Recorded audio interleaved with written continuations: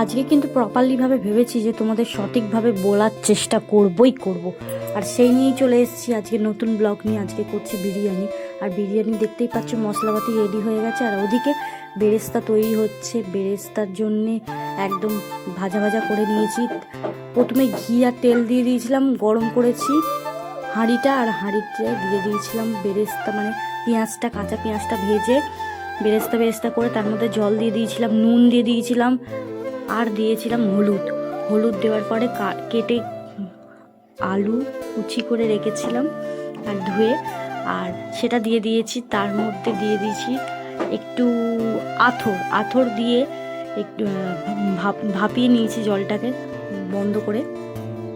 তারপরেই দিয়েছি আদা রসুনের পেস্ট। তোমরা পারলে কিন্তু সেটা জুস করেও দিতে পারো, মানে রস যাকে বলে, সেটা করেও দিতে পারো। তো আমি এটা পুরোটাই বেটে দিয়ে দিয়েছি আর একটু নেড়ে ছেড়ে, ভালোই হয়েছিল মোটামুটি। আর দেখতে থাকো পুরো ব্লগটা, তবেই বুঝতে পারবে। আবার একটু মিঠা আতর দিয়ে দিয়েছিলাম, প্রথমে দিইনি, এখন দিয়েছি মিঠা আতর।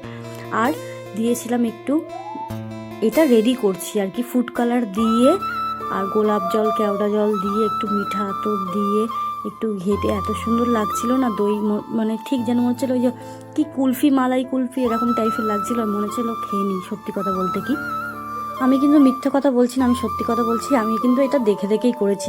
সত্যি কথা বলতে কি, বিরিয়ানি অতটাও বড় হয়ে যায়, নিজের বিরিয়ানিটা নিজের হাতে প্রপারলিভাবে করবো, আর প্রপারলিভাবে হয়ও নি, বলবো তোমাদেরকে অবশ্যই। যাই হোক, তো এইদিকে ফুটে গেছিলো, আমি আলুটা কিন্তু তুলে রেখেছিলাম, তারপরে কিন্তু দিয়ে দিয়েছিলাম মাংসটা। তো মাংসটা ভাপানোর জন্যে কিন্তু আর একটু নুন ফেলে দিতে হবে, তবেই কিন্তু নুনটা ঢুকবে, কিন্তু ঢোকেনি সেইভাবে। মোটামুটি হয়েছিল, যতটুকু করার ততটুকুই হয়েছিল আর কি।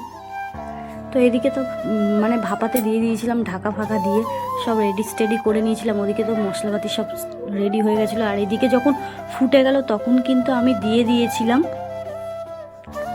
এটা যখন গরম হয়ে যায় তখন আমি দিয়ে দিয়েছিলাম আলুটা, আর দিয়ে দিয়েছিলাম দইটা। কেন কি, দইটা বেশি ঘাঁটলে হবে না, কিন্তু ঘেঁটে গেছিলো আর কি, সেইভাবে দইটা পড়েনি।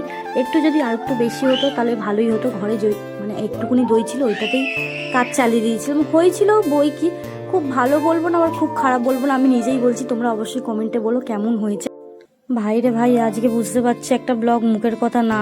আর সত্যি কথা বলতে, নিজে একার হাতে মানে সব কিছু রেডি করা, আবার ভিডিও করা মুখের কথা না। যাই হোক, তো মশলাটা দিয়ে দিয়েছিলাম, তোমরা দেখতে পারলে। আর এদিকে তো গরম জলে সব কিছু গোটা গরম মশলা, এলাচ টেলাচ যা দেয় বিরিয়ানির মশলাপাতি গোটা দিয়ে, তেজপাতা দিয়ে, নুন দিয়ে ফুটিয়ে ভাতটাকেও হয়ে গেছে। এদিকে ভাতটা সার্ভ করছি।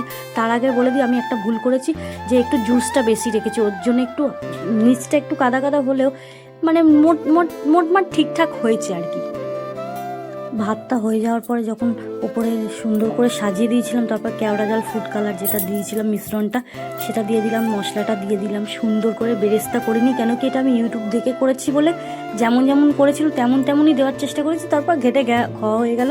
আর কি করবো, কপালে নেই তো কি, ঠকঠকালে হবে কি, সেটা বড় কথা না, হচ্ছে কোনো রকম। আর কি করবো বলো। তারপর দেখতেই পাচ্ছ এত সুন্দর করে সাজিও, আর কিছু হলো না গো। চলো, আসছি আবার নেক্সট ব্লগে। ততক্ষণ ভালো থেকো, সুস্থ থেকো। আমার তো এদিকে হয়ে গেছে মোটামুটি, দেখতেই পাচ্ছ। আর লজ্জাতে আমি দেখাতে পারছি না কেমন অবস্থা হয়েছে। মানে বলবো না যে আমি মানে 10-এ 5 পেয়েছি কি 1 পেয়েছি, বুঝতে পারছি না। তোমরাই একটু কমেন্টে জানাও তো কেমন হয়েছে। আমার মনে হচ্ছে ভগবান বলছে আমার শেখার বয়সটা এখনও রয়েছে। তো তোমরা জানাও কমেন্টে তাড়াতাড়ি। চলো, আসছি, টাটা বাই বাই। ততক্ষণ ভালো থেকো, সুস্থ থেকো।